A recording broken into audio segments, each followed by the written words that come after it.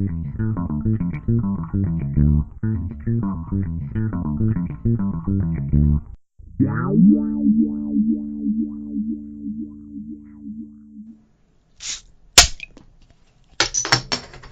up, everybody? I'm Brian Wayne, and this is another edition of Trade Negotiations on the Cheers to Comics podcast.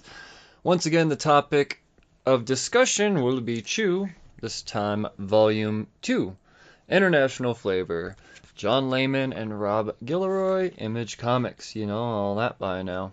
So, as I explained and have explained in the past, I'm going to go through and just randomly pick books to read that are in trade form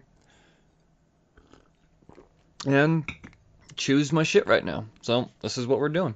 So continuing on, Volume 2 starts out with a bit of a prologue, and we have a construction site on this island of we'll get to that soon, but it's a resort and hotel being built is what's going on here. And then they find something, or the folks at the construction site, they find something odd looking, and it's like if a pineapple boned an octopus.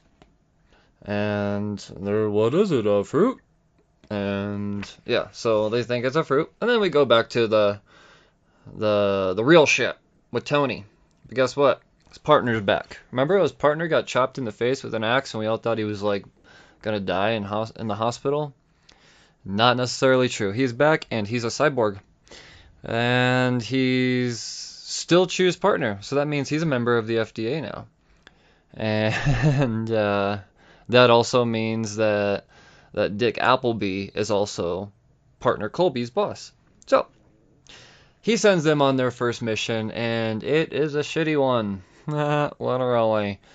There's a robbery, and the only evidence left behind is a steaming pile of shit. What's a cybopath going to do with a steaming pile of shit? They're going to have to eat it, right? Check it out. Good news for Tony.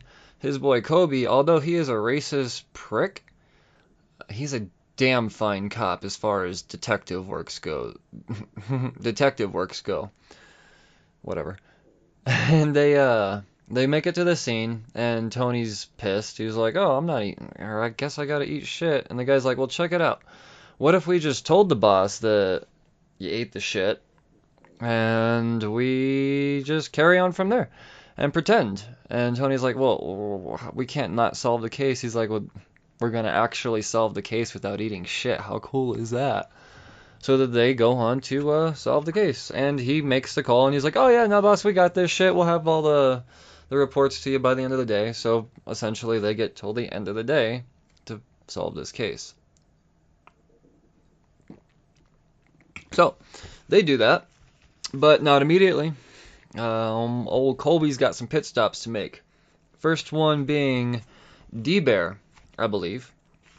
And yeah, remember D-Bear is kind of almost responsible for Kobe getting hacked in the face, because he never would have been intrigued to go into the chicken speakeasy if it wasn't for to follow D-Bear, who is a known unconvicted murderer. So he's got a grudge to pay, and he goes, and it's pretty much this shakedown moment, and he's like, well, I heard the FDA is paying you like $2,800 a month to do this and this and this for him, and you're in cahoots, and blah, blah, blah. Kobe's like, well, check it out. Now, you're just going to pay me $2,800 a month? D-Bear's like, nah, man. And Kobe's like, well, take that, cyborg punch. And punches him through a fucking window and lands on a goddamn car, and he's all crippled up. Still alive, though. And he's like, let's just make it $3,000 a month, round it up. And D-Bear's like, okay, for whatever he can get out of that. And so that's the first stop on their little shit mission. I fucking love what they're introducing here is Kobe. He's back. He's more capable than he's ever been, and they immediately show that he's all about business, and he's not a man to back down from a grudge. He's no problem with a grudge.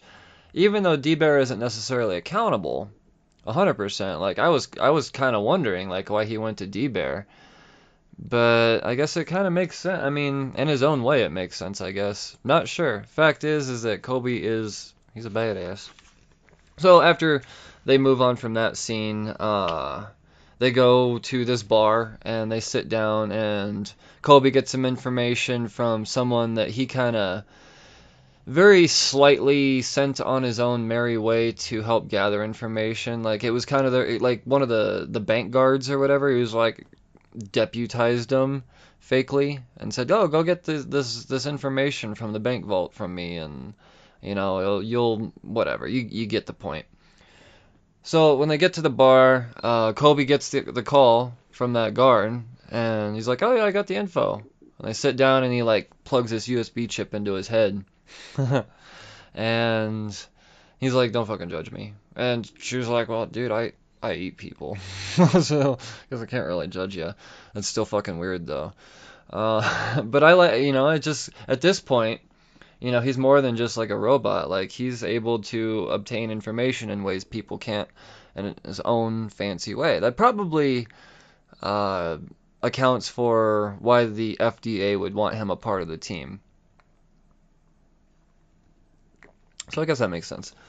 Anyways, moving along, they get that information and they realize that the people that robbed this bank are on this big giant yacht. So they go to bust him.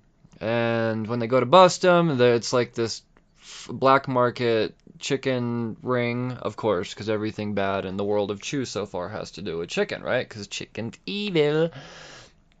So yes, they bust him very quickly. That's not really much of a scene, other than they've got a pot of gumbo going along, chicken gumbo specifically, and they Chew goes to taste it, but not because he wants to taste chicken, because that doesn't do him any good. But he wants to know where the chicken came from. And then he gets the flash and he was like, "Oh shit, son, this ain't chicken at all. I don't know what this is." And that's the end of the first chapter. And what they're showing there is the same octopus pineapple fruit that we saw in the first opening prologue. So it all circles back around. And yeah, so that's essentially the first chapter. And pretty much like I already described, it more than anything, it is introducing Kobe more in a much bigger capacity, and it's given this pineapple chicken, or well, I guess I kind of gave it away. Pineapple octopus plant. It tastes like chicken, is what it comes down to. But yeah, that's chapter one. Carrying on to chapter two, we have at this point in the story they're not split up, but the Chew and Kobe aren't together. They're both off doing their own thing, and we start out with Kobe and his doings, and he's busting street level egg dealers. So weird to say, right? Street level egg dealers. But it's essentially like your very stereotypical like dude holding up a trench coat and has a bunch of watches. Just picture eggs instead. He's got hard boiled, raw, whatever you want. He's got it. Mm. I love how cheesy it is. I really do. But undercover old Kobe, he busts him. And meanwhile, he gets a call from his boss, and referring back to Volume 1, when the Russian vampire lady, the Russian and the vampire and the Russian lady escaping out in the cold, and everyone's like, "Oh, she'll freeze to death. Don't worry about it." Well, she froze to death, and they found her body. And now Appleby, the boss, is calling Kobe, and he's like, "Where the fuck is Chew?" Well, I'll tell you where the fuck Chew is. Chew is on his way to Yamapalu, which is the island I couldn't remember earlier. That's where the Paradise Valley Resort's being built. And so yes, no, they're on. I say they because when they see who he's talking to on the plane, you realize it's his brother. His brother is also on his way to Yamapalu. And his purpose is because he is the exciting new chef for the restaurant of this resort. Meanwhile, Tony, he's along his way, and we don't really know why yet. And even his brother's like, "I don't think you're here coincidentally. I think you got some purpose." And then we get this flash of this this little robot rat. Well, I mean, it's not really a robot. It's a real rat, but it's got like a little cyborg eye and all of that stuff. Cyborg is just kind of becoming a theme here, I'm believing. And then you realize what this rat's about. Delivering information to this lady. And this lady is Lin Se-woo. And she is a covert operative of the United States Department of Agriculture, currently on assignment in Yamapalu. Now, she's a part of the USDA, is what that means, if you didn't catch that. Which is the other side of the FDA. It would be like the CIA and the FBI kind of type of deal. Not like necessarily the other side, but another big boy, but not affiliated.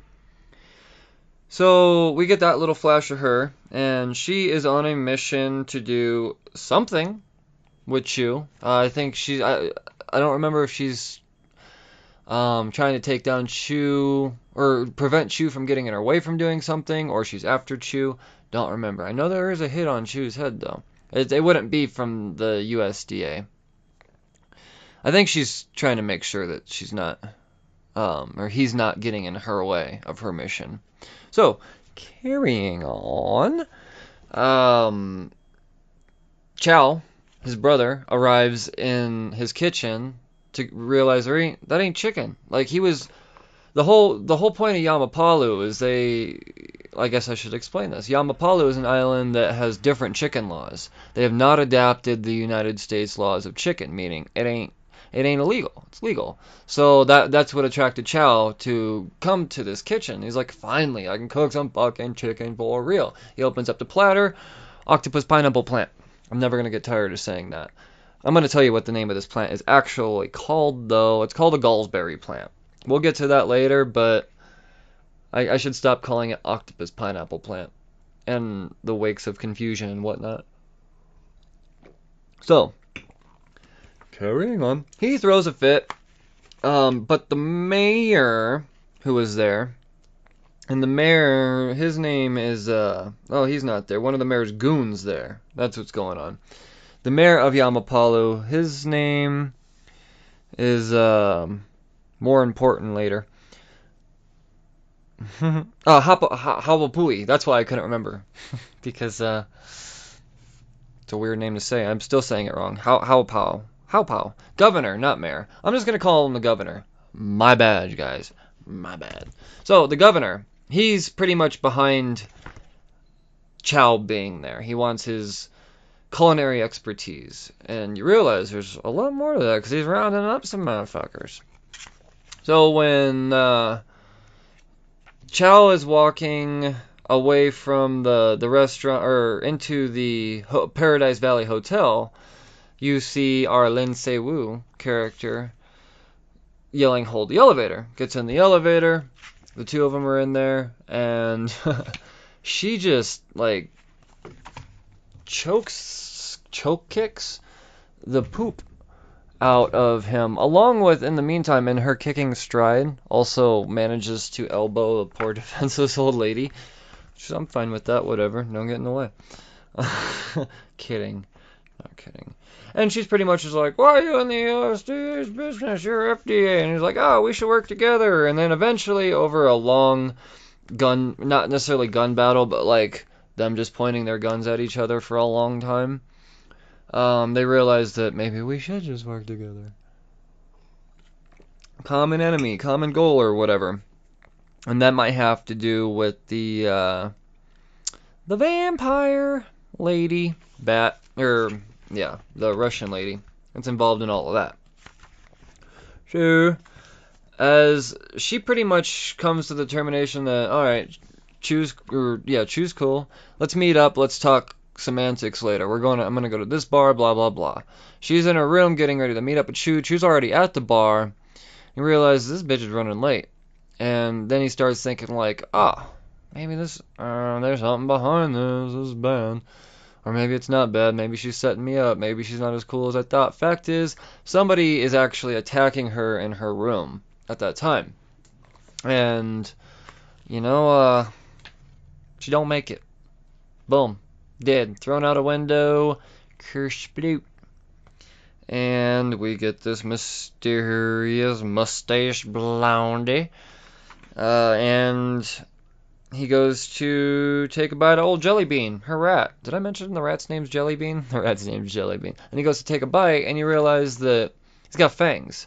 This is that vampire motherfucker. But remember how Tony's old partner, Mason Savoy, kept saying vampires aren't real? That vampires aren't real?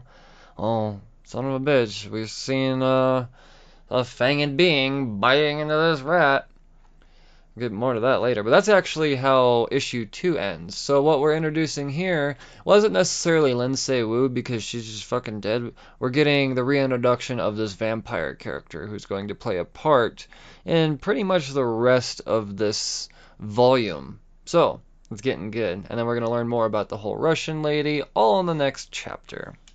So let's move on to chapter 3, shall we? Alright, well, we get another prologue here. Old Chu is in Yamapulu jail. And so we've got this, the chief, what's his name, Kuolo. And he's under arrest, under suspicion of Miss Lindsay Wu's murder. On account of how he was supposed to meet up with her and all of that stuff. He doesn't believe Chu that he's a member of the FDA yet, so he puts him in a cell. There's a little ruckus. I'm good with words right now. Hear that? Ruckus in the cell. We'll get more of that in a minute. Let's back up a second though, and we get all Amelia Mintz. Miss Amelia Mintz, Chu's little crushy poo. She's also on the island of Yamapulu. And she is there to do a review on some chicken. Yeah, she wants to review some chicken. Just like old Chow Chu wants to cook some chicken. So, she's being delivered a dish, and she's like, oh yeah, no, how's Chow's dish coming? And the governor is like, oh, well, not so great, but I've got something else in the meantime. We're still working on some stuff with old Chow. And then we flash over to the scene where the governor's pretty much telling Chow, like, if you don't do this, might have to, rough you up a little bit. Just try to eat this gallsberry. Just try to eat it. And tell me if it's not amazing. And then it just cuts away. I wonder how he feels about it. So then we go to, we get a bit of an origin of the gallsberry. And it's pretty much just saying that it is genetically modified and only indigenous to the island of Yamapulu, which makes it so fucking special. So yes. And then we go back to the jail cell, and Chu is he's getting punked by the two bigger jail cellmates, and Chu, for a little guy, starts throwing fists. When he does, he draws blood, he's bashing this dude's face in. Meanwhile, the chief, Kuolo, opens the cell, and he's like, Chu, turns out you are in fact FDA. You cool. And meanwhile, he's like, they're looking at both of the other cell dudes. Excuse me. And they're knocked the fuck out. And Tony's like, oh yeah, what's his name? Donnie Machong? And the chief's like, oh yeah, he's an old drunkard. He came in here, whatever. Chu's like, oh yeah, you don't have to worry about him coming into the drunk tank anymore on account of these two bastards right here killed him. And the dude's like, how do you know that? And he's like, oh, wait, yeah, no, I forgot, you're the psychopath in the FDA, and it shows a flash of Tony Chu licking their blood off of his knuckles. It's fucking hardcore. It's gross, but at the same time hardcore. That's what I'm loving about this book, really. So they take that information, and they know that he's buried behind a certain tree, and they dig him up to take another bite, and figure out, just keep going from there. At this point, Tony's just like, well, while I'm in town, I might as well help you solve this case. Essentially, is what's going on. And then they realize that it all revolves around a champion cock a cockfighter, and they go to the safe house where this thing's being kept. And I love it. They show like these two. It's like your typical fucking tweak house, whatever. But in the background is Mary Poppins playing on the TV, and it's like an actual screenshot of fucking Mary Poppins going on. It's not a drawing or cartoon. It's like literally a fucking photo. I love that. I love that. I don't see that often enough in comics, and I respect that about it. So they go in there, and the name of the cock is called Pollo, by the way. Not Pollo. I'm not like, no, it's Poyl, Pollo.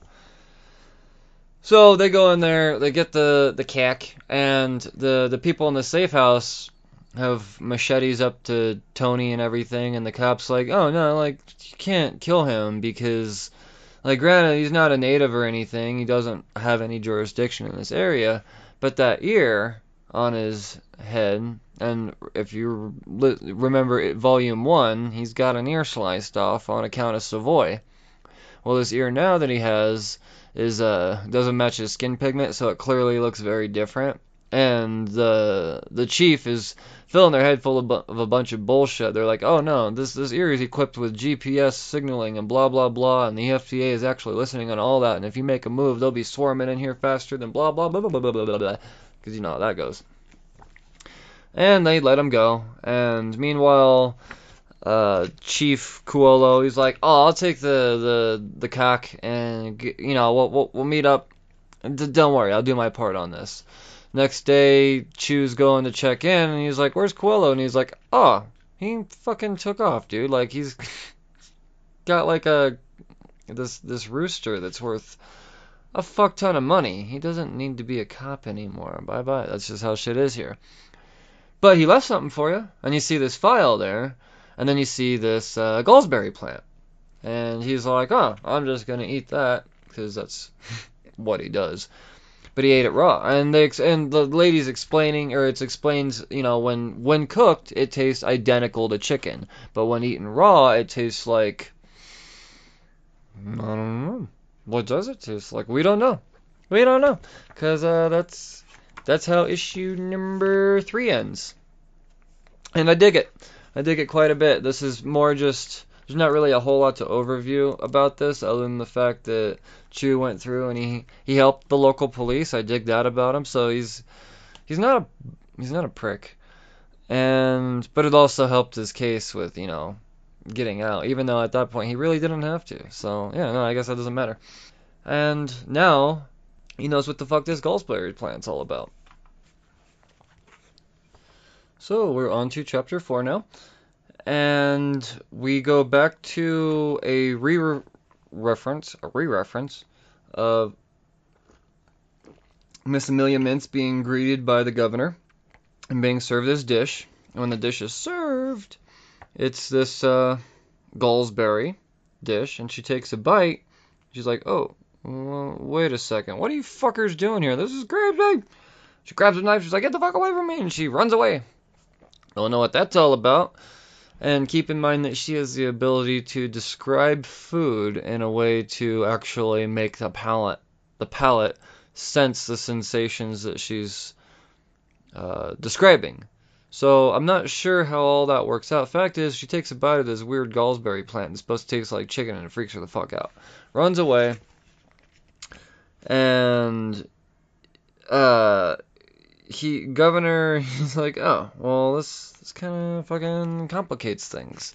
And then we cut to the next part, where it's pretty much Appleby getting a call for all of these really disgusting possible cases that Chew could be doing, like baby shit being involved as evidence, and a disgusting corpse riddled with needles found in a landfill. So all these things, and of one of them also being the Russian lady that froze to death. Now, they realized when she was in the morgue, they found bite marks on her, conducive to some other things that are carrying about, which we'll get to in a second. And so at this point, Colby is telling Chew, he's like, dog, like, bosses, seriously, we've got a backlog of shit, and we really need to sign this, or solve this case with the bite marks in the lady's neck, and the frozen rookie, and all that shit. Like, remember all that? And Tony's like, no, can do. Got a chief of police that just decided to go rogue and vanish now, and I'm in this morgue full of all these bodies and stuff, and hold on, bite marks? What? And he realizes that the morgue is in, some of these corpses have bite marks on them too, so he takes a bite. And he takes another bite, and he takes another bite, and he gets a glimpse of this vampire-looking figure chasing, and taking bites out of fleshes and whatnot. And then we get Chew going up to the lady in the police office. That's the wrong word. He's like, I'm gonna need guns and holy water. How do you, what? Maybe because vampires. How do you? And she's like, dog, you don't work here. Allows for not. And so he's like, alright, I'll take this into my own hands. So he pretty much goes undercover in this way. He's trying to solve this case. Meanwhile, we realize that the governor is after another chef. So you realize that he wants Chow Chu because he's one of the best chefs in the world. But there's also, I'm probably going to kill this name, Fatinyemo. And he is also a special kind of chef. He's the chef that is able to communicate solely through cuisine. He does not speak or sign or hum or write or anything. He only communicates through cooking. So it goes to show what his skill is. He can communicate through cuisine to a level to where he can recite Shakespeare and bring one to their weeping knees. Their words, not mine. Or something like that. Fact is, the dude's got skill. And the governor, he wants him. He wants him good. He wants to know what he can do with that Galsberry plant. And so you kind of see where this is going a little bit. He's recruiting some folks. Then we get back to Chew and his undercover ways. And his purpose here is pretty much to break out his brother from the custody that is the governor. Turns out his brother doesn't want to go. He tasted that Galsberry and he's like, dude, stuff is bomb. Like, I'm just gonna stay here. And Chew's like, no. And he just fucking decks him, knocks him out cold, throws him over his shoulder, goes running out. And as he's sneaking out, he sees Amelia, because remember, she's running around too. And he's like, oh, Amelia, I'm here to save you. And she's like, oh, yeah. And he's like, you want to be saved, right? And she's like, most definitely, I want to be saved. So they go running through. And he's like, oh yeah, I need to avenge the death of that Lin Sei Woo chick on account of she was a government agent. I got to do the right thing, so I got to justify it or bring it to justice. And she's like, oh yeah, just go that way towards the fire. And he's like, wait, fire? And yeah, that's what's going on here. And the last frame is a fucking scope in on Shu's head with the sign going, or the panel going, take the shot. And that's how chapter 4, well, not necessarily, that's almost how chapter 4 ends. Chapter 4 actually ends with Colby and Appleby in bed, and they're both like mortified of the fact that they're in bed together. I think it's just Colby trying to get, I don't know. It definitely has to do with distracting Appleby from Chew not being available to do his work, be on these cases. But I'm not sure why they're in the same bed together. The fact that, they're not snuggling or anything like that. They're just mortified. Or, well, at least Appleby is. Colby's just passed the fuck out. So then we go into Chapter 5. And in Chapter 5, we get the introduction of a new character by the name of Ray Jack Montero. And he is also in the chicken industry, the fake chicken industry. He wants to recreate, alright, in his eyes, he thinks frog legs taste damn near like chicken. But damn near like chicken isn't enough. So what he's trying to do is find out the missing DNA string in frog's DNA and modify it and change it to whatever that modification would be to recreate perfect chicken flavor. Perfect. Not damn near. Absolute perfection. So, he has like a fake chicken thing. And if you remember back in Volume 1, there was a very, very slight... we had known the whole time there was a hit out on Chew. And we don't know who it came from. We just know that person had a bunch of fucking frogs flopping around. Well, here we are. The frogs flopping around. And remember how in the last chapter it ended with scope in on Chew's head? Well, old Mr. Montero here's the one putting him out. So they and then you also realize, so we know where the Caesar guy comes from is what it comes down to. Caesar is much more than just a hitman. He's also responsible for the fire set. So he torched this little jungle island, and as he's going through, really, what it comes down to is for whatever reason, he's screaming for pollo. I'm not sure what his connection was to that chicken, but apparently it was important to him, and it's enough to piss him off. So he's going through and just torching this field. People are dying. Just picture like Terminator, scene from the first Predator movie, and Arnold Schwarzenegger and all of that badassery, savagery, just like blasting through the forest. That's pretty much the scene that comes to mind when I'm doing or watching this. Then you realize that it's not just Caesar's group of military men blasting through and killing all of these whoever's. There's also that vampire again, and Caesar goes to end up taking the shot on Chew. He moves again. The guy's like, "This is a squirrely little bastard." So then, at this point, Chew, he has no idea he's really being shot at. He just dodged it by luck. So he's looking at Amelia and his brother. His brother's got a broken jaw, by the way, on account of that clonk that he did to him. And he's like, well, check it out, Amelia. She does explain to him who this Fontanieros character is, the chef that can communicate Shakespeare with his seasonings and whatnot. And he's like, well, fuck, not only do I gotta redeem old Woo, I gotta go get this Fontanieros fella. And that he does. So he goes in with guns a-blazing, and one of the guns, plural, one of them bang bang gun, the other one squirt squirt gun. I'm assuming that's holy water and that squirt gun. Seriously, squirt gun. So he shows up, expecting a vampire. There's a fucking vampire there. The vampire also wants Fontanieros. And the governor's like, oh, this is interesting. And Chew goes up and he's like, dude, vampire, I'm not letting you take this. And fucking governor comes up and bam, back of the head, lamp. But not to the vampire, to Tony. And he's like, oh no, you could take him. You know, it's, I'm guessing the fact is the governor's more afraid of the vampire than he is Tony. So he's like, oh no, you could take him. It's cool. It's cool.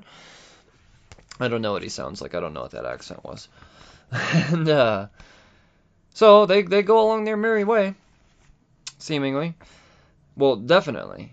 And in the meantime, son of a bitch. It's kind of dark, actually. It gets super dark. After the governor explains, such and such about the fruits, we also realize that the reason behind all this fire at this point in time was old Montero was threatened by the Gallsberry fruit because he wants his frog chicken to be better. And he heard that there's something that tastes exactly like chicken that he can't get his hands on. He's like, oh, I'm going to fucking torch this goddamn field. And that's where all the flamethrowers came from. I guess I left that out. I'm not great at this yet. And so they that's where the fire comes from, and you get the call saying, well, no, it's been eradicated. There is no more of that. And when the governor realizes that, he's like, well, check it out. I've got nothing. And there's vampires running around. And that's why I let him go, because I was afraid that if I didn't, he would have. I don't want to be undead. And then, bam, he blows his fucking brains out. He's so worried about being a vampire, he just fucking blows his brains out. Then we get this flash of Mason Savoy again, back to the scene where we saw the Russian lady and the bite marks originally and all of that. And Mason again is once exclaiming, there is no such thing as vampires. Well, at this point, we have to, right? You would think we'd have to believe. Well, otherwise, check it out. What we do get is that third mysterious psychopath that exists, knowingly exists, but unknowingly to his. There's no known identity to this known. That was great, huh? You know what I'm trying to say. There's 3 psychopaths out there. We know that Mason Savoy and Tony Chu are 2 of them. We don't know who the third one is. Now we do. Because all of that biting and everything was not vampiristic. It was him pretending to be a vampire because he files down his funiculars. That's not what they're called. His canines. But he's biting into all of this stuff not to drain their blood, but to absorb or be a psychopath, assumingly. So then we get the flash to Fatanyama preparing this meal for.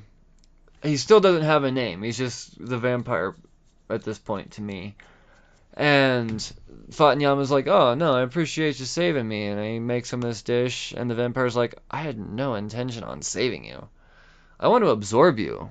And then we go, yeah, what the fuck does that mean? We don't know yet. I'm assuming that I'll be explaining that more to you later. Because that's essentially how the bulk of this story ends, this volume ends. Other than Tony getting a call from Amelia when he's back at his desk. He's back home. Applebee's all being nice to him for whatever reason. Oh, probably because he solved that fucking case. The vampire teeth and whatnot. That's not necessarily, like, brought to redemption, but at least now they know what the fuck's going on. And, or at least seemingly. They don't know that he's not a vampire yet. They still kind of think it's a vampire. There's a lot of questions to be answered still, which is all the more reason to keep reading this. But what it comes down to is Tony finally gets a confirmed date with old Amelia, and as she's watering her plants, everything's all nice. She's watering her plants. They zoom in. It's one of them gallsberry plants growing in her bushes. No one know what the fuck that's supposed to mean. Once again, I'm sure we will find out later on in the next volume. So that is how Volume 2 ends. Once again, it is international flavor. And you can see why they call it that, because they go to the island of that Yapapuza, or whatever the fuck it's called. You know what I'm trying to say. Yamapulo. And, yeah. So overall, I don't know if this was as strong, as grabbing as Volume 1, but it's equally as intriguing. It introduces a lot. I like how we think we're getting ready to see this badass USD agent and Lindsay Wu, and they just fucking kill her. Just boom, dead. Like if it were out a Batman movie or something, or a Batman comic. Fact is that John Layman and Rob Guillory continue to impress, and I look forward to Volume 3 and going over Volume 3 with all of you guys. So thank you again for tuning in to another edition of Trade Negotiations. And we'll carry on with this, I promise. In the meantime, you guys know where to find us and listen to us. Follow us on Facebook and Twitter. Become a Patreon. That would be fucking awesome. We initiativize it pretty good. You get stuff out of it other than content and just being a glowingly amazing person. Also, you guys know where to listen to us. Podbean, Stitcher, Apple Podcasts, Google Play, and YouTube. So, thank you so very much for tuning in once again. You guys read responsibly. Cheers.